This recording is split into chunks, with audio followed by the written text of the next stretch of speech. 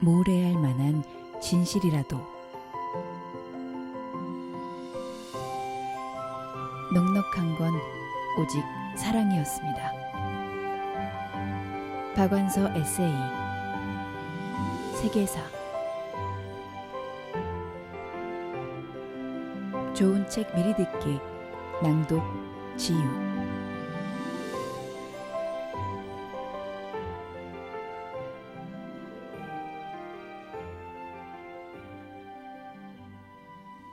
프롤로그. 따뜻한 사랑의 입김으로. 어머니의 글은 분명 여러 번 읽었을 터인데도 볼 때마다 처음 보는 것처럼 새로운 발견을 하게 됩니다. 중학교 정도의 학력이라면 충분히 읽을 수 있는 쉬운 글이라고 했지만 저에게는 그렇지 않았습니다. 친숙함보다는 긴장감이 느껴지면서 정신을 바짝 차려야 했습니다. 부끄럽고 숨기고 싶은 내면이 찔리는 것 같아 불편한 적도 있었습니다. 1970년부터 2010년까지 생전에 쓰신 660여 편의 에세이 중에서 추린 글들을 다시 살펴보면서 글쓴이의 마음을 헤아리게 되었습니다.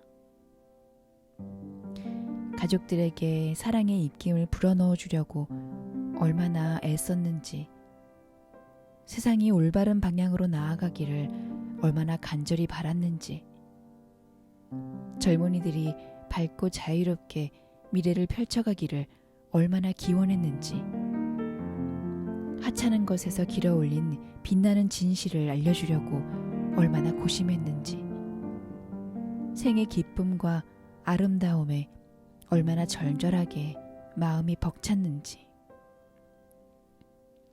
그러면서도 자신에게는 얼마나 정직하고 엄격했던지 그 담금질의 의미를 이제야 알 것 같습니다.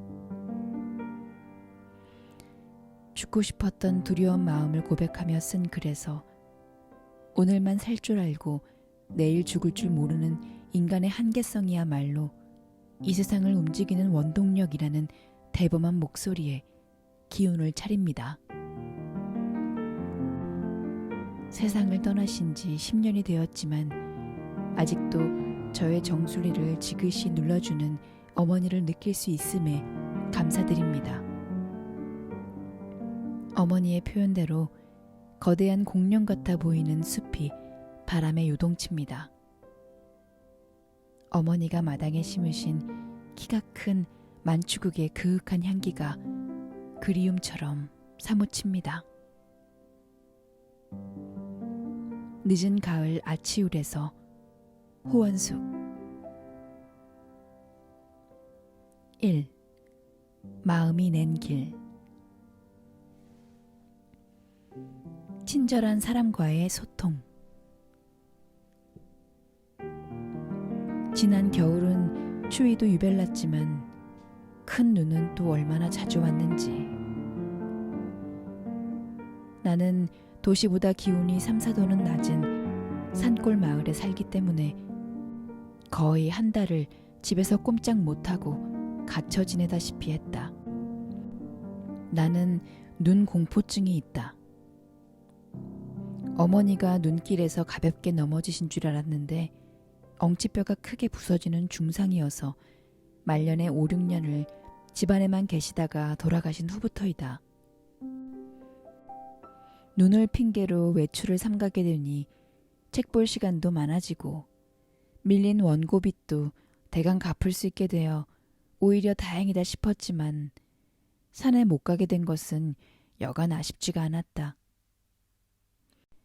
여러 가지 불편을 각오하면서까지 서울의 아파트를 벗어나 이 골짜기로 이사를 온 것은 순전히 산 때문이었다. 아차산은 등산을 즐기는 사람들이 도전하고 싶을 만큼 높지도 험하지도 않다. 서울을 둘러싼 기품 있고 웅장한 명산과 비교할 때 더욱 그렇다. 그러나 나는 첫눈에 들었으니 아마 그 산세가 내 나이에 버겁지 않아 보였기 때문일 터이다. 다음으로는 사람들한테 시달린 흔적 없이 청정해 보이는 것도 마음에 들었다. 어느 정도 만만하게 본 거였는데 사귀고 보니 그 안에 백제산성과 근래에 발굴된 고구려의 보루성터 등 적지 않은 유적지를 숨기고 있어 단지 훼손이 덜 된 자연 이상의 것, 백제 고구려인의 웅혼한 기상과 옹골찬 정신의 맥을 굽이굽이 품고 있는 것처럼 심상치 않아 보이는 것도 이 산을 더욱 사랑하게 된 까닭이 되리라. 능선에서 굽어보면 유유히 흐르는 한강이 마치 천연의 해자처럼 보여 왜 백제와 고구려가 거기를 차지하고 요새를 구축하고 싶어 했는지 알 것 같다.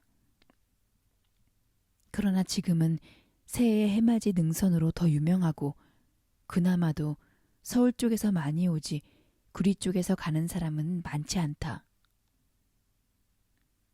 우리 마을에서 오르는 길도 너덧갈래가 되지만 내가 개발한 길은 1년 내내 아무하고도 안 마주칠 정도로 사람들이 안 다니는 길이다. 딴 길은 가다 보면 약수터도 나오고 배드민턴장이나 암자도 나오는데 내가 다니는 길은 볼거리 없는 그냥 산길이다. 그 대신 하루도 같은 날이 없는 나무와 풀들, 새들과 다람쥐들을 눈여겨보게 된다. 사람들이 안 다니는 길은 꽃나무들이 온전하고 온갖 새들이 거침없이 지저긴다. 혼자 걷는 게 좋은 것은 걷는 기쁨을 내 다리하고 오붓하게 나눌 수 있기 때문이다. 내 다리를 나하고 분리시켜 아주 친한 남처럼 여기면서 70년 동안 실어 나르고도 아직도 정정하게 내가 가고 싶은데 데려다주고 마치 나무의 뿌리처럼 땅과 나를 연결시켜주는 다리에게 감사하는 마음은 늘 내 가슴을 울렁거리게 한다. 매일매일 가슴이 울렁거릴 수 있다는 건 얼마나 큰 축복인가. 그러나 산이 나를 받아주지 않으면 이런 복을 어찌 누릴까. 눈 온 산이 아니더라도 산에는 평지와 다른 위험이 늘 도사리고 있다. 그래서 오늘도 이 노고를 받아주소서 산에 기도를 드리게 되는 것도 울렁거림과 함께 차분한 경건을 맛볼 수 있는 기회이다. 하루는 산에서 열쇠를 잃어버렸다. 오르는 길에 땀이 나서 재킷을 벗었는데 아마 그때 열쇠가 떨어진 듯 했다. 집에 와서야 그 사실을 알았다. 워낙 문단속이 허술한 성격이라 현관문은 안 잠그고 대문만 잠갔는데 대문 또한 허술하여 밖에서 팔을 안으로 넣어 열 수 있게 되어 있어 집에 들어오는데 지장은 없었다. 그래도 시간 걸리는 외출을 하려면 문단속을 안 할 수가 없겠기에 오던 길을 되짚어가서 찬찬히 살펴보았지만 못 찾았다. 그 후 며칠은 산에 갈 때마다 발밑만 보고 걸었지만 어디 꼭꼭 숨었는지 눈에 띄지 않았다.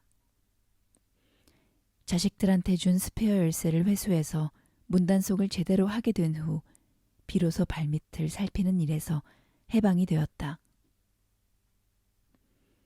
다시 한눈을 팔 수 있게 되었을 때 내 열쇠가 바로 길가 내 눈높이 나뭇가지에 걸려있는 걸 발견했다. 누군가가 주워서 그렇게 눈에 잘 띄게 걸어놓았을 것이다. 그 산책길은 나 혼자만의 길이 아니었던 것이다.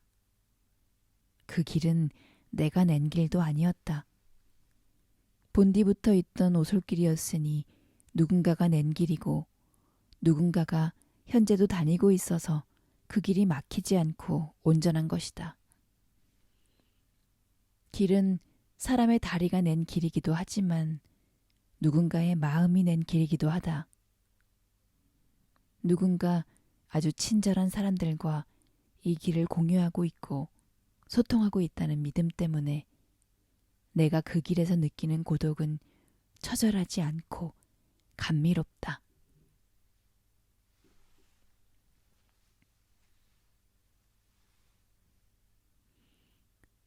유쾌한 오해. 전동차 속에서였다. 아직도 한낮엔 무더위가 많이 남아 있었지만 3호선 전동차 안은 쾌적할 만큼 서늘했고 승객도 과히 붐비지가 않았다. 기술의 발달 때문인지 경제 성장 때문인지는 몰라도 1호선보다는 2호선이 더 쾌적하고 2호선보다는 3, 4호선이 더 쾌적한 걸 피부로 느낄 수가 있었다. 나는 늘 2호선을 이용하기 때문에 약간은 샘도 났다. 내 옆자리가 비자 그 앞에 서 있던 청년을 밀치고 뚱뚱한 중년 남자가 잽싸게 엉덩이를 들이밀었다. 넉넉하던 자리가 꽉 차면서 내 치맛자락이 그 밑에 깔렸다. 약간 멋을 부리고 나간 날이라 나도 눈살을 찌푸리면서 치맛자락을 끌어내려고 했지만 그는 꼼짝도 안 했다. 여간 무신경한 남자가 아니었다. 나는 별 수 없이 그 남자를 툭툭 치면서 내 치맛자락이 그의 엉덩이 밑에 깔린 걸 일러주었다. 그제야 몸을 조금 들썩했을 뿐 미안하단 말 한마디가 없었다. 그뿐이 아니었다. 워낙 몸이 뚱뚱해서 그랬겠지만 반소매 밑으로 드러난 끈끈한 팔로 양쪽 사람을 밀치는 듯한 그의 자세 때문에 여간 거북하고 불쾌하지가 않았다. 일어나 버릴까도 싶었지만 갈 길은 아직도 많이 남아 있었고 승객은 자꾸만 불어나고 있었다.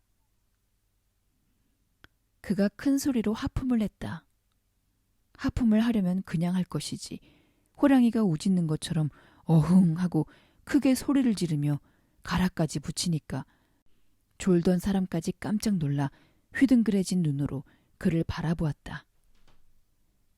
남이야 그러건 말건 그는 자기 집 안방에서처럼 거침도 없고 눈치도 없었다. 나는 그런 남자 옆에 앉아있다는 불쾌감을 잊으려고 방금 탄 젊은 여자를 바라보고 있었다. 피부가 맑을 뿐 수수한 여자였는데 아주 화려한 모자를 들고 있었다. 차양이 달린 하늘색 모자였는데 차양 위에는 다시 금줄이 든 순백의 프릴이 달렸고 망사배에까지 늘어진 좀처럼 시중에서는 보기 힘든 환상적인 모자였다. 그 여자가 쓰기엔 너무 작았고 인형의 모자치고는 너무 크고 정교했다.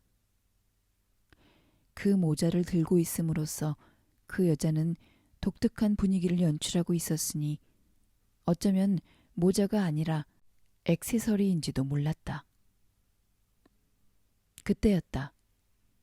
내 옆에 앉았던 그 무신경한 남자가 엉거주춤 일어서면서 모자를 든 여자에게 손짓을 했다.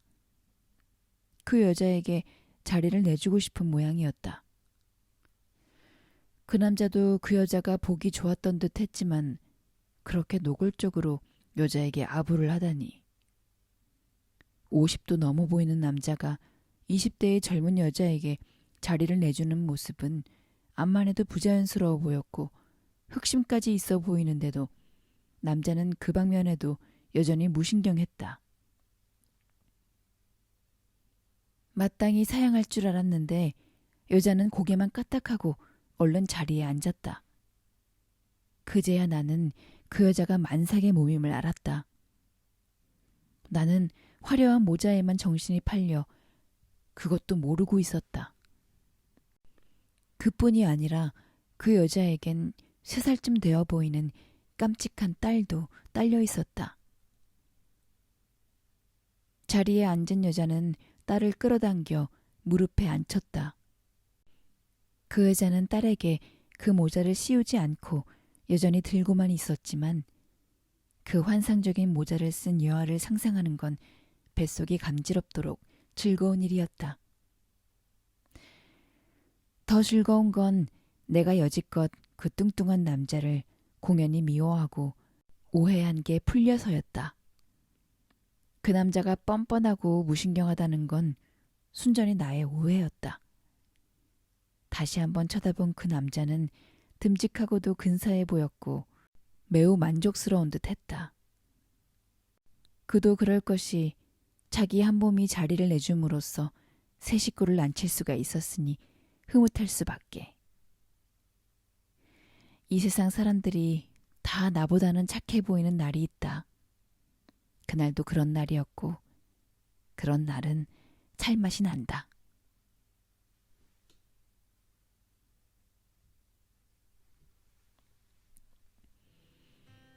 내 둘레에서 소리 없이 일어나는 계절의 변화, 내 창이 허락해주는 한 조각의 하늘, 한 폭의 저녁놀, 먼 산빛, 이런 것들을 순수한 기쁨으로 바라보며 영혼 깊숙이 새겨두고 싶다.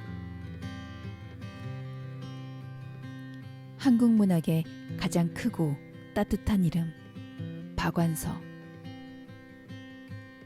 그가 남긴 산문 660여 편 중 가장 글맛 나는 대표작 35편. 모래알 만한 진실이라도. 좋은 책 미리 듣기. 낭독 지유.